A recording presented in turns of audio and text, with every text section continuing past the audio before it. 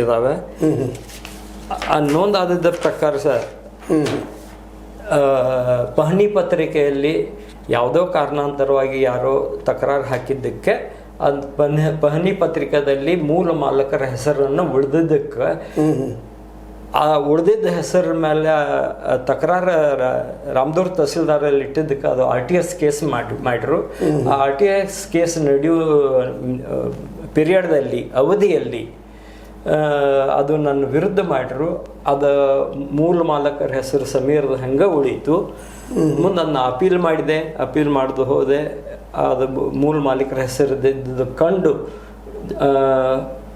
Belagavi ಜಿಲ್ಲಾದಾಗ fake document ಆಗಾಕತ್ತಾವು ಅನ್ನೋದು ಭಾಳಷ್ಟು ಚರ್ಚೆ ವಿಷಯಗಳು ಬಂದಾಗ ಮಾನ್ಯ ಜಿಲ್ಲಾ ನೋಂದಣಿ ಅಧಿಕಾರಿ ಅವರಿಗೆ 19/3/2025 ಒಂದು ಮನವಿ ಕೊಟ್ಟೆ. ಬೆಳಗಾವಿ ಜಿಲ್ಲೆಯಲ್ಲಿ ಬಹಳಷ್ಟು ಫೇಕ್ ಡಾಕ್ಯುಮೆಂಟ್ ಆಗಾಕತ್ತಾವ. ಅದಕ್ಕೆ ನಂದು ರಾಮದುರ್ಗ ತಾಲೂಕದನು ಅಂಥದ್ದು ಏನೋ ಗುಮಾನಿ ನಡೆದದ ಅನ್ನೋದು ನನಗೆ ಅನಿಸಿದ್ದು, ಗುಮಾನಿ ಆಗಿದ್ದು ನಾನು ಮಾಹಿತಿ ಬಂದಿದ್ದು. ಅದಕ್ಕೆ ಇದನ್ನು ನೀವು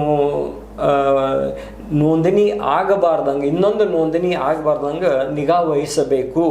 ಮತ್ತು ನಿಮ್ಮ ಬೆಳಗಾವಿ ಜಿಲ್ಲೆಯ ಎಲ್ಲ ಸಬ್ ರಿಜಿಸ್ಟರ್ ಆಫೀಸ್ ಅವರಿಗೆ ಇದನ್ನು ತಿಳುವಳಿಕೆ ಹಂಚಬೇಕು, ನಿರ್ದೇಶನ ನೀಡಬೇಕು ಅಂತ ನಾವು ಮನವಿ ಮಾಡಿದೆ. ಸ್ವತಂತ್ರವಾದ ಮೀಡಿಯಾಗೆ ಬೇಕಾಗಿರುವುದು ಸ್ವತಂತ್ರ ಧ್ವನಿ. ಆ ಸ್ವತಂತ್ರ ಧ್ವನಿ ಉಳಿಸಲು ನೀವು ಮಾಡಬೇಕಾದದ್ದು ಇಷ್ಟೇ. ಅದೇನಪ್ಪಾ ಅಂತಂತಂದ್ರೆ ನಿಮ್ಮ ಕೈಲಾದಷ್ಟು ಸಹಾಯ ಈ ಚಾನಲ್ಗೆ ಮಾಡಿ ಹಾಗೂ ನಿಮ್ಮ ಧ್ವನಿಯನ್ನು ಕಾಪಾಡಿಕೊಳ್ಳಿ.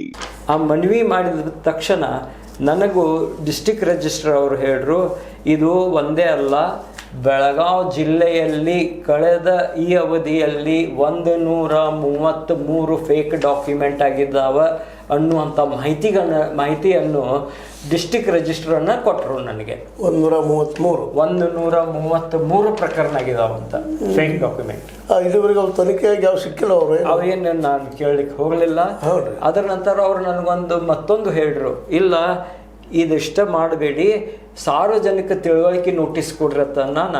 ನಾನು 4/4/2025 ವಿಜಯವಾಣಿ ಪತ್ರಿಕೆಯಲ್ಲಿ ಒಂದು ತಿಳುವಳಿಕೆ ನೋಟಿಸು, ಜಾಹೀರು ನೋಟಿಸನ್ನು ಕೊಟ್ಟೆ. ಅದು ಕೊಟ್ಟ ನಂತರನು ಅದು ಹಂಗೆ ನಮ್ಮ RTS ಕೇಸ್ ನಡೀತು. ನಡೆದು ಡಿಸೆಂಬರ್ 20